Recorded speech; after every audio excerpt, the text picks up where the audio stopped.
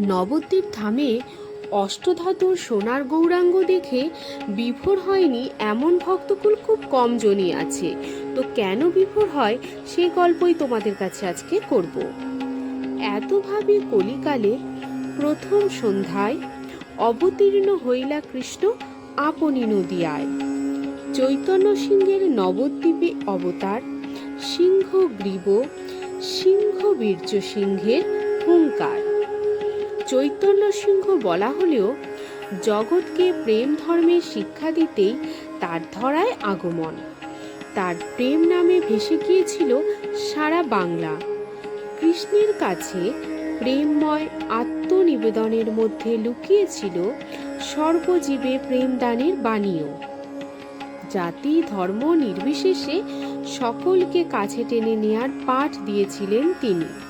সে বাণীর ক্ষয় লয় নেই। আজও তাই মহাপ্রভু দর্শনে আকুল হয়ে নবদ্বীপ ধামে ছুটে আসে গোটা দুনিয়ার ভক্তকুল। কৃষ্ণ নামে মেতে ওঠে চৈতন্য ক্ষেত্র। নবদ্বীপের অন্যতম গুরুত্বপূর্ণ বৈষ্ণব ক্ষেত্র সোনার গৌরাঙ্গ মন্দির, শ্রীবাস অঙ্গন এবং শ্রী সমাজ বাড়ি আশ্রমের কাছেই অবস্থিত।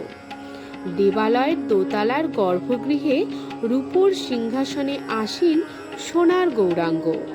তার নামেই এই মন্দিরের নামকরণ। অষ্টধাতুর মূর্তি দেখে ভাবে বিভোর হয় ভক্তরা।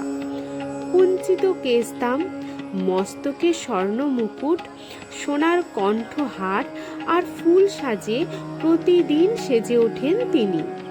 অনেকে বলেন এখানে রাখা আছে শ্রী চৈতন্য মহাপ্রভুর পাদুকা।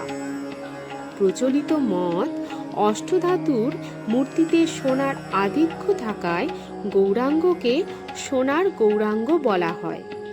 এই প্রাচীন মূর্তিটি নির্মাণ করেছিলেন শান্তিপুরের শিল্পী ব্রজদুলাল দাস।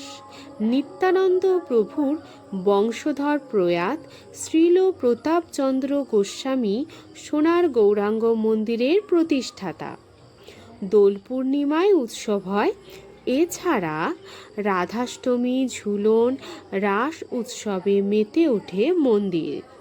তো বন্ধুরা, কেমন লাগলো আজকের এই গল্পটি? ভালো লাগলে অবশ্যই লাইক, কমেন্ট, সাবস্ক্রাইব করতে তোমরা ভুলো না।